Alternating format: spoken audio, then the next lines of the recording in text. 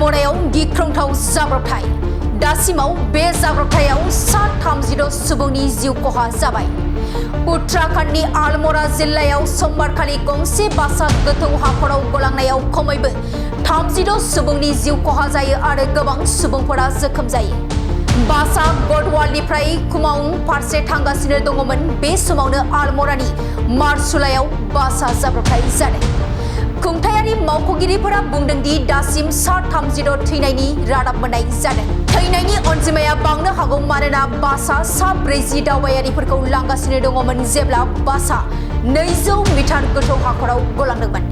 Police आरो एसडीआरएफनि मावथिफोरा नागिरनाय आरो रैखाथि होनाय हाबाफारिखौ जागायनो थाखाय जाथाय जानाय जायगायाव सौहैबाय।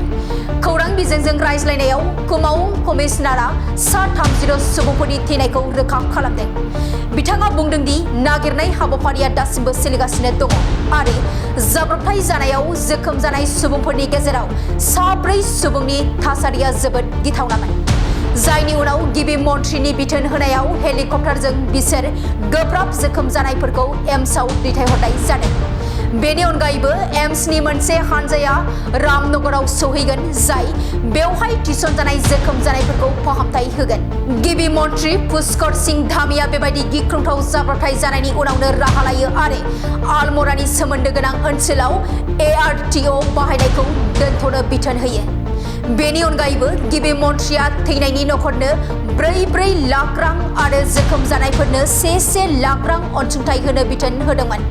बेजों लोगोसेनो कमिशनार उमाउं मण्डलखौ जाथायनि सायाव मेजिस्ट्रेटखौ नायबिजिरनो बिथोन होनाय जादोंमोन। आलमरायाव गिख्रंथाव जाब्रबथाय दासिमाव बे जाब्रबथायाव सा 30 सुबुंनि जिउ खहा जाबाय। उत्तराखंडनि आलमरा जिल्लायाव समबारखालि गंसे बासआ गोथौ हाखराव गलांनायाव खमैबो 30 सुबुंनि जिउ खहा जायो आरो गोबां सुबुंफोरा जोखोम जायो। बासआ गढ़वालनिफ्राय कुमाऊं फारसे थांगासिनो दङमोन। बे समावनो आलमरानि मारसुलायाव बासआ जाब्रबथाय जादों। खुंथायारि मावख'गिरिफोरा बुंदों दि दासिम सा 30 थैनायनि रादाब मोननाय जादों। थैनायनि अनजिमाया बांनो हागौ मानोना बासआ सा 40 दावबायारिफोरखौ लांगासिनो दङमोन जेब्ला बासआ 200 मिटार गोथौ हाखराव गलांदोंमोन। पुलिस आरो एसडीआरएफनि मावथिफोरा नागिरनाय आरो रैखाथि होनाय हाबाफारिखौ जागायनो थाखाय जाथाय जानाय जायगायाव सौहैबाय।